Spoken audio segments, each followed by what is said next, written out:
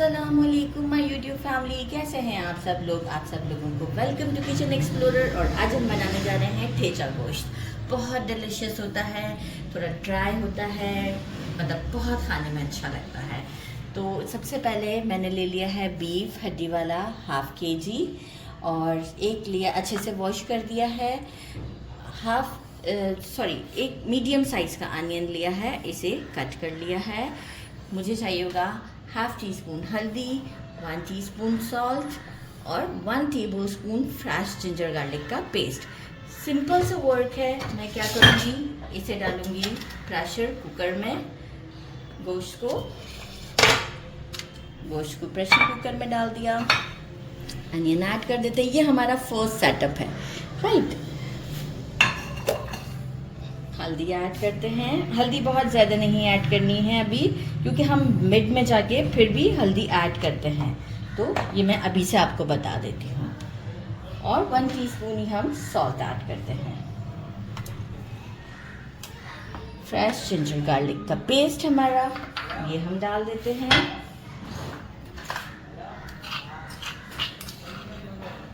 Make sure कि सारी चीज़ें फ्रेश यूज़ करें, लाइक जिंजर गार्लिक का पेस्ट। मैं तो हमेशा से ही इसी तरीके से पेस्टल में ही करती हूँ।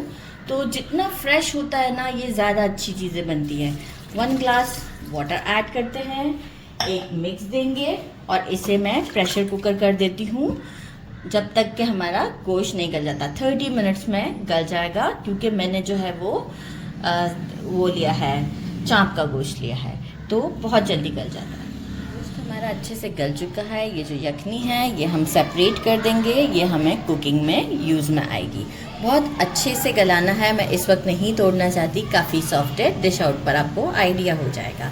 अच्छा, बाकी हमें चाहिए एक बड़े साइज़ का अनियन लेंगे, इसे इस तरह क्यूब्स की फॉर्म में कट कर लेंगे। 1 टीस्पून हल्दी, हैंडफुल कोरिएंडर वॉश नहीं किया है, अभी वॉश करूँगी और इसे कट कर लेंगे। बहुत बारीक भी कट नहीं करना है। एक हम स्पेशल चीज़ बनाते हैं जो इसके लिए है, ठेचा गोश्त के लिए ठेचा बनाना है। तो ठेचा के लिए मैंने लिए हैं 20 स्मॉल वाले ग्रीन चिलीज़, हैंडफुल कोरिएंडर, एक बल्ब से थोड़ा सा ऊपर और मैंने लिया है देसी लहसुन और 1 टीस्पून लिया है सॉल्ट। बाकी मैं ठेचा को किस चीज़ के अंदर भूनूंगी, जो कि तवा पे हम इसे भूनते हैं, 1 टेबलस्पून पीनट ऑयल के साथ। पीनट ऑयल से जो ठेचा का जो टेस्ट है ना, वो बहुत डिफरेंट आता है।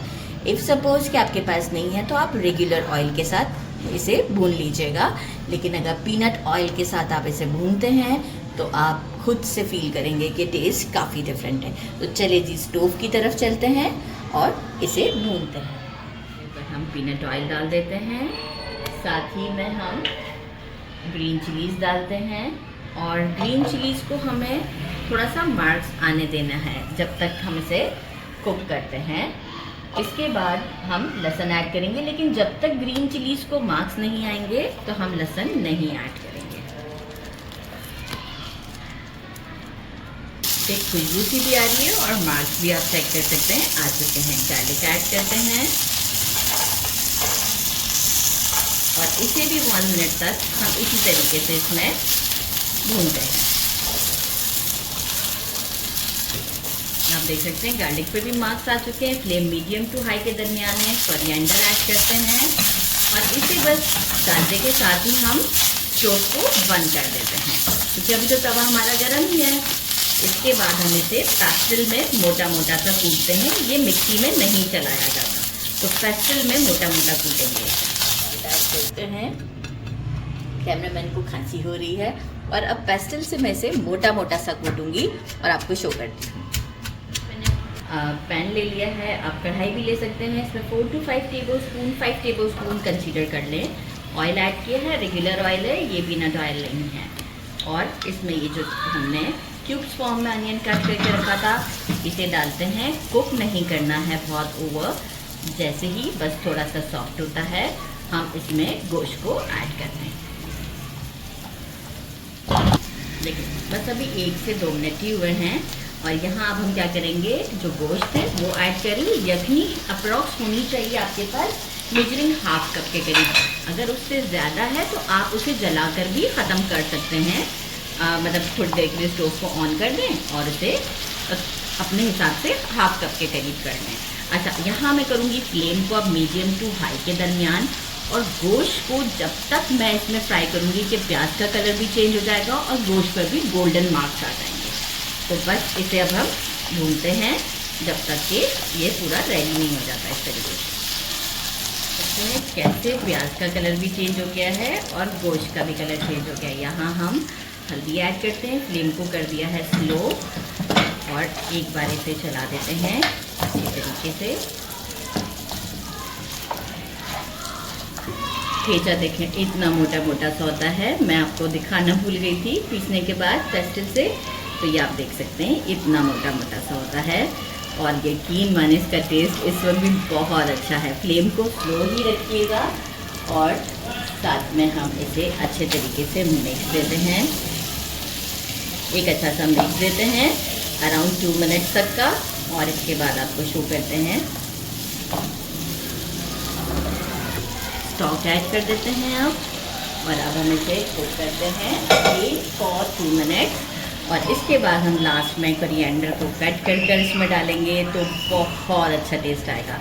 फ्लेम को मीडियम रखा है अभी मैंने, और 2 मिनट्स तक कुक करती हूँ। फिर आपको इसकी, क्योंकि जब हम ये यखनी डाल देते हैं इसके बाद हमें इसे ज़्यादा कुक नहीं करना होता है, तो बस यहाँ अब हमारा 2 मिनट्स का टाइम लगेगा, कोई लिड लगाने की ज़रूरत नहीं है हमें, और हम इसे आपको शो करते हैं आफ्टर 2 मिनट्स।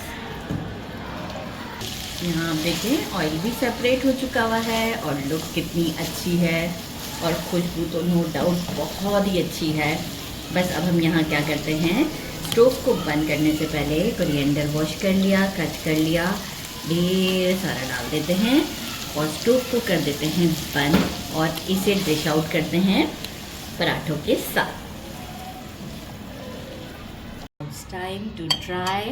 डिश आउट हो चुका हुआ है, ये देखिए थोड़ा ड्राई ही होता है ये विथ ठेचा, और गर्मा गर्म पराठे बने हैं भाई, बहुत ही गर्म है, अभी अभी ही बनाए हैं। अच्छा जनाब, गरम पराठा, इसे मैं आपको पहले ऐसे तोड़ के दिखाऊं, ये देखिए सॉफ्ट, कितना सॉफ्ट है, आइडिया हुआ। और अब उसका टेस्ट करते हैं, बिस्मिल्लाहिर्रहमानिर्रहीम। गरम बहुत इसलिए निवाला नहीं बनाया गया।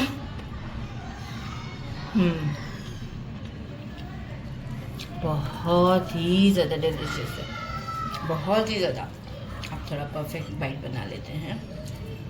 ये है परफेक्ट बाइट हमारा, और इतना टेस्टी है कि क्या बताएं आपको।